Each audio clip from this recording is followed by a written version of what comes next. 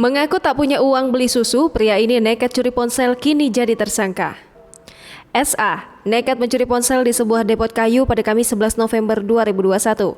SA mengaku terpaksa mencuri karena tidak punya uang beli susu anak. Kini, warga lorong masjid Kelurahan Sako Agung, Kecamatan Sako, Palembang, Sumatera Selatan itu terancam penjara 5 tahun akibat perbuatannya.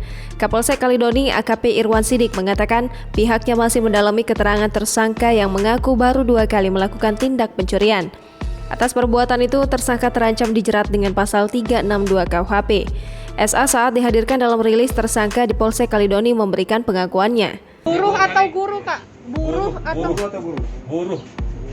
Udah 2 kali. Pertama ngombe di mana kau HP apa? Apa, Pak? 2 kali balik HP. Pertama di mana kau ngombe? Di ini Lalamu itu, Pak. Di ini apa? Di dusun Lalamu. Rencananya untuk apa HP ini selanjutnya?